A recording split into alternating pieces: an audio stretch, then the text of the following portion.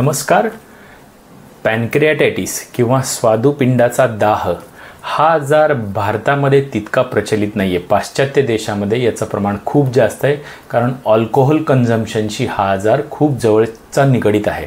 भारतामध्ये त्या मानाने प्रमाण कमी आहे, पण जसं जसं आजकाल अल्कोहोल कन्झम्पशनचं प्रमाण वाढत आहे तसं पॅनक्रियाटायटिसच्या केसेसचं प्रमाण खूप मोठ्या प्रमाणावर वाढताना दिसत आहे. तर त्यामध्ये सुरुवातीला पॅनक्रियाज हा अवयव कसा आहे, काम कसं करतो, त्याची रचना काय आहे, कारण या अवयवाच्या विषयी फारशी माहिती लोकांना नसते. तर पॅनक्रियाज किंवा स्वादुपिंड हा जो अवयव आहे हा पोटामध्ये डाव्या बाजूला जठर जे आपलं असतं त्याच्यात मागच्या बाजूला आणि मणक्याच्या पुढच्या बाजूला या जागेमध्ये त्याचं स्थान ठरलेलं आहे. तर हा एक 6 इंच लांबीचा अवयव आहे. एक ग्रंथी पण आपण त्याला म्हणू शकतो, कारण त्यातून 2 प्रकारची कामं हे पॅनक्रियाज आपल्यासाठी करत असतं. एक म्हणजे काही पाचक स्त्राव त्यातून तयार होत असतात आणि दुसरं काही संप्रेरक म्हणजे हॉर्मोन पण तयार होत असतात. तर पाचक स्त्राव कोणते तयार होत असतात, तर त्याच्यामध्ये लायपेज, अमायलेज आणि प्रोटीएज हे 3 पाचक स्त्राव. आता ह्या टेक्निकल टर्म्स आहेत, आपल्या फार लक्षात नाही राहिल्या तरी चालेल, परंतु व्हिडिओच्या सुरुवातीला मी याचा परिचय का करून देतोय, कारण आपल्याला त्याच्यामुळे जी लक्षणं निर्माण होतात ती कशी कशी होतात ही जेव्हा आपण पॅनक्रियाचं नॅचरल काम काय आहे, फंक्शन्स कशी चालतात हे जेव्हा आपण माहिती करून घेतो तेव्हा आपल्याला त्याची लक्षणांचा अंदाज बांधता येतो.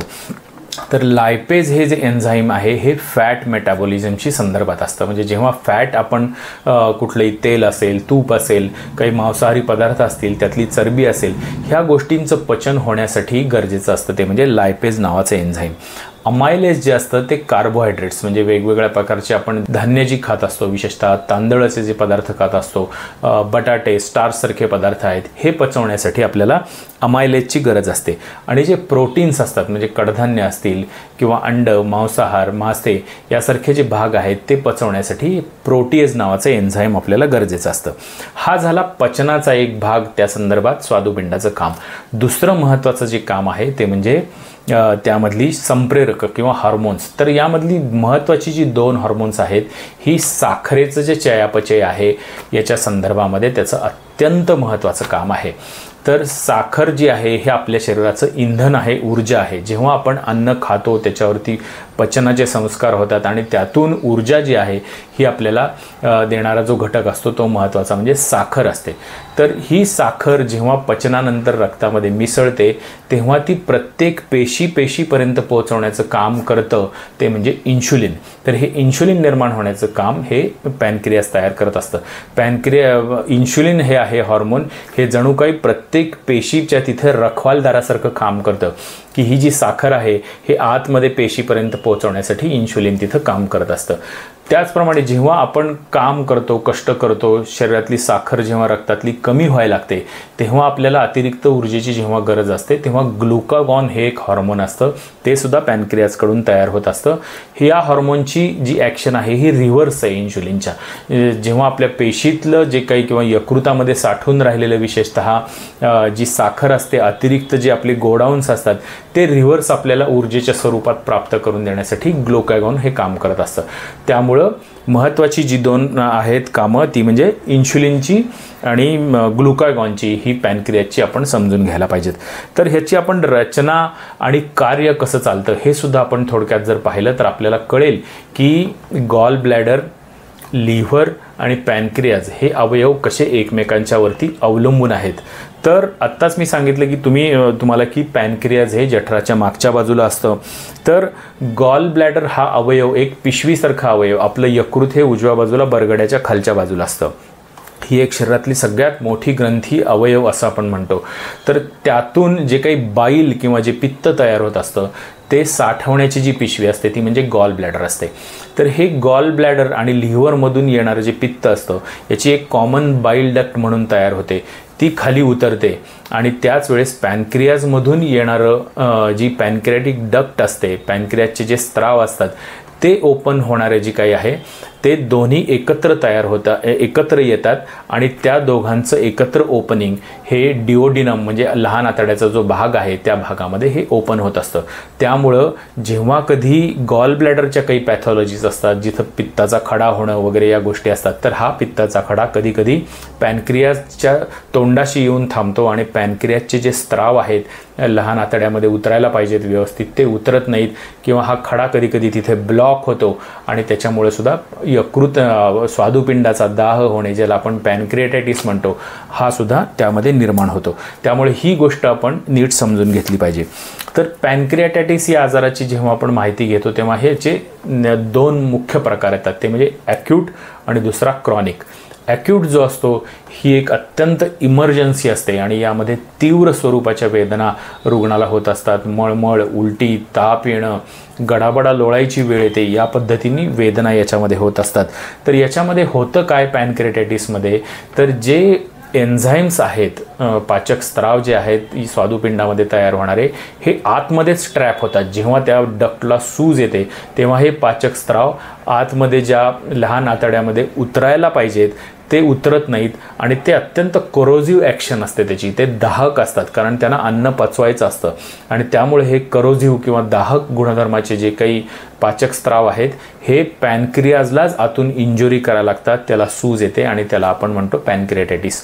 तर हा ॲक्यूट स्वरूपाचा जेव्हा होतो त्याला कारणं महत्त्वाची असतात, ती सुद्धा आपण लक्षात घ्यायला पाहिजे. ती म्हणजे हेवी ड्रिंक. जेव्हा तरुण लोकांमध्ये विशेषतः पार्ट्यांवर पार्ट्या होतात, मग 31 डिसेंबरसारखा एखादा भाग असेल, कोणाच्या बड्डे पार्टी असतील, काही सेलिब्रेशन्स असतील, जेव्हा वारंवार एका मागोमाग एक हेवी ड्रिंक होतं, तर हे एक महत्त्वाचं त्यामध्ये कारण आहे. मगाशी सांगितलं त्याचप्रमाणे गॉल ब्लॅडर मधला जो काही स्टोन असतो, बिलेरी स्टोन, हा ट्रॅप जर झाला तर त्याच्यामुळे सुद्धा पॅनक्रियाजला सूज येते. डायरेक्ट ट्रॉमा, एखादा ॲक्सिडेंट जेव्हा होतो तेव्हा डायरेक्ट ट्रॉमा झाल्यामुळे सुद्धा पॅनक्रियाजला सूज येऊ शकते. अत्यंत महत्त्वाचं आणि गंभीर अजून एक कारण असतं ते म्हणजे स्वादुपिंडाचा कर्करोग, कॅन्सर. तर याच्यामध्ये सुद्धा पॅनक्रिएटाइट डक्टला सूज येते आणि हा एक अत्यंत गंभीर अशा स्वरूपाचा आजार आहे ज्यामध्ये पॅनक्रिएटायटिस आपल्याला होऊ शकतं. ड्रग इंड्युस्ड पॅनक्रिएटायटिस म्हणजे काही औषधांची ॲलर्जी म्हणून सुद्धा कधी कधी ॲक्यूट पॅनक्रिएटायटिस या पद्धतीचं केस प्रेझेंटेशन होऊ शकतं. तर ही एक मगाशी मी सांगितली त्याप्रमाणे अल्ट्रा इमर्जन्सी असते, हॉस्पिटल मॅनेजमेंट करण्यापासून या परिस्थितीमध्ये गत्यंतर नसतं. परंतु हाच आजार एकदा बऱ्या झाल्यानंतर जर वारंवार व्हायला लागला आणि स्टॅटिस्टिक पण असं सांगतं की साधारण 1/3 जे ॲक्यूट पॅनक्रिएटायटिसचे रुग्ण असतात ते रुग्ण हे क्रॉनिक पॅनक्रिएटायटिसमध्ये लँड होतात. तर ह्या क्रॉनिक पॅनक्रिएटायटिस म्हणजे वारंवार ॲक्यूट जे एपिसोड जेव्हा व्हावे लागतात तेव्हा तो क्रॉनिक पॅनक्रिएटायटिसमध्ये याचं रूपांतर होतं. यालासुद्धा कारणं आहेत, ती म्हणजे अल्कोहोल, स्मोकिंग, स्पायसी मसालेदार चमचमीत पदार्थ हे वारंवार खाणं, त्याचप्रमाणे ओबेसिटी हा एक महत्त्वाचा क्रॉनिक पॅनक्रिएटायटिसचा एक कारण आपण म्हणता येईल. कारण जसं आपल्याला बहुतेक लोकांना सोनोग्राफी केल्यानंतर आजकाल या आजाराच्या बाबतीत जागरूकता झाली, ती म्हणजे फॅटी लिव्हर.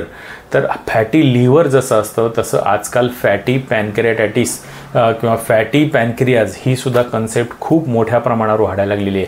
तर हे जेव्हा हे चरबी ही पॅनक्रियाजच्या भोवतीसुद्धा साठायला लागते तेव्हा सुद्धा पॅनक्रियाजचं कार्यामध्ये अडथळे निर्माण होतात, त्याला सूज आणि दाह निर्माण होतो. त्यामुळे क्रॉनिक पॅनक्रिएटायटिसला ओबेसिटी एक महत्त्वाचं कारण आहे. स्ट्रेस, हेरिडेटरी म्हणजे अनुवंशिकतासुद्धा या आजारामध्ये बऱ्याच वेळा दिसून येते. तर अशी अनेक कारणं ही क्रॉनिक पॅनक्रिएटायटिसमध्ये असतात. तर याची लक्षणं काय असतात क्रॉनिकमध्ये, तर पोट दुखणं, थांबून पोट दुखणं हे महत्त्वाचं त्यामध्ये लक्षण आहे.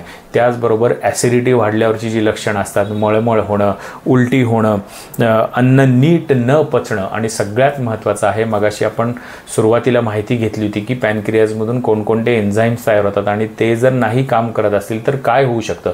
तर फॅट मेटाबॉलिझम नीट न झाल्यामुळे स्टूल्स जे असतात किंवा जो मलभाग असतो, मलपदार्थ जे असतात, तर त्याच्यामध्ये फॅटी भाग किंवा ऑइल किंवा तुपकटपणा हा आपल्याला दिसतो. अशा पद्धतीचं पिक्युलियर लक्षण हे क्रॉनिक पॅनक्रिएटायटिसमध्ये दिसतं. त्याचप्रमाणे जेव्हा हा पॅनक्रिएटायटिस खूप जास्त क्रॉनिक होतो तेव्हा इन्शुलिनचं जे सिक्रेशन आहे त्याच्यामध्ये सुद्धा अडथळा निर्माण होतो आणि त्यामुळे हा माणूस डायबिटीस मेलायटस ज्याला आपण म्हणतो मधुमेहासारखी लक्षणंसुद्धा नंतर डेव्हलप व्हायला लागतात. आणि जेव्हा तुमचे फॅट, कार्बोहायड्रेट, प्रोटीन्स या सर्व महत्त्वाचे जे आपल्या शरीरातले घटक आहेत ते पचनामध्ये त्याच्यामध्ये अडथळा निर्माण व्हायला लागतो तेव्हा आपोआप वजन रुग्णाचं ढासळायला लागतं, तो अत्यंत अशक्त होतो, त्याची इम्युनिटी कमी होते. तर या पद्धतीचे अनेक लक्षणं ही क्रॉनिक पॅनक्रियाटायटिसमध्ये दिसतात. याचं निदान करण्यासाठी सोनोग्राफी, MRI, CT स्कॅन किंवा वेगवेगळ्या प्रकारच्या दुर्बिणी किंवा एंडोस्कोपच्या मदतीने केली जाणारी निदानं याच्यामध्ये करणं गरजेचं असतं. आणि महत्त्वाचं लॅब रिपोर्ट्स याच्यामध्ये महत्त्वाचे ठरतात. याच्यातून याचं डायग्नोसिस पक्कं होतं. त्याची ट्रीटमेंटसुद्धा जी आहे ही पेनकिलर्स ही आपल्याला घेणं पेशंटला गरजेचं राहतं जेव्हा जेव्हा पोट दुखतं, कारण त्याचं कामामध्ये लक्ष लागू शकत नाही, नेहमीच्या कामावरती एकाग्रता होत नाही.